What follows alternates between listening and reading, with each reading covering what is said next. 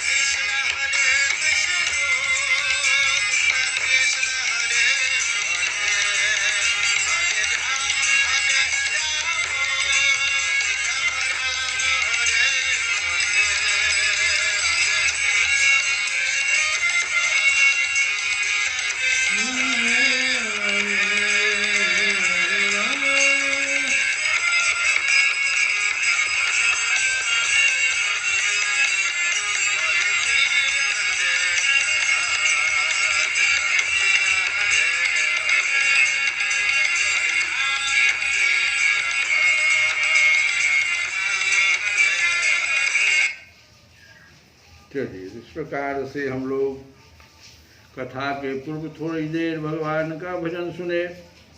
अब आगे की कथा हम लोग सुनते हैं कि श्री सुखदेव जी कहते हैं, परीक्षित, जैसे वायु बादलों से सूर्य को और धुएं से आग को ढक लेती है, किंतु वास्तव में वे ढकते नहीं, उनका प्रकाश फिर फैलता ही है, वैसे ही मगधराज जरासंध ने भगवान श्री कृष्ण और बलराम के सामने आकर अपनी बहुत बड़ी बलवान और अपार सेना के द्वारा उन्हें चारों ओर से घेर लिया।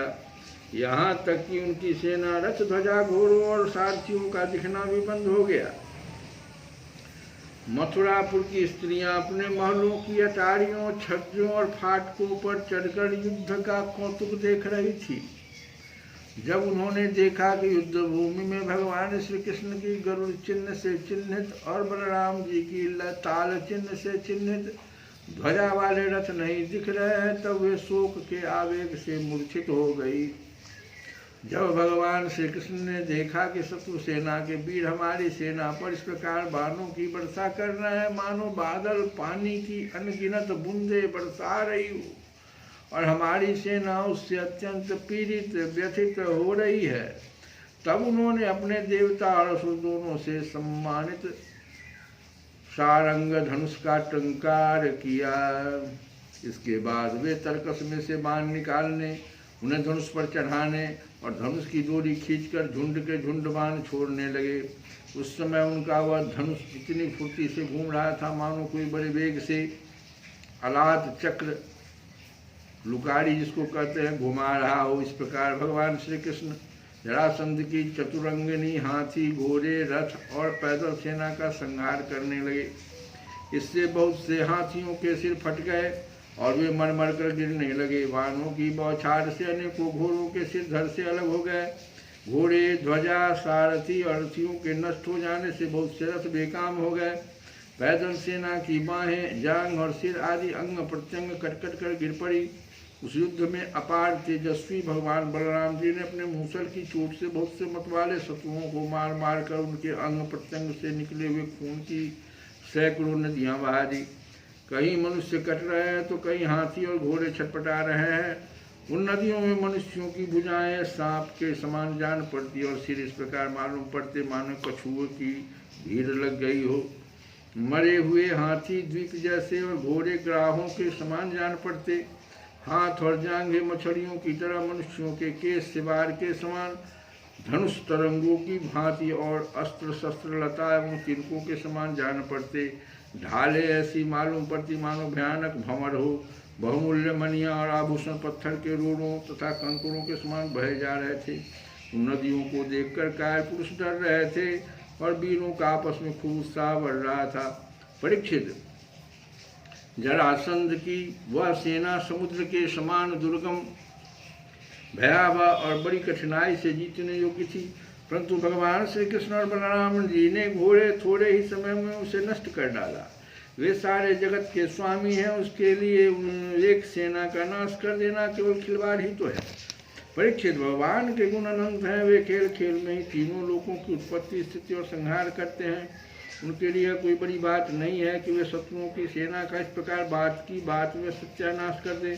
तथापि जब वे मनुष्य का सा वेश धारण करके मनुष्य की सी लीला करते हैं तब उसका भी वर्णन किया ही जाता है।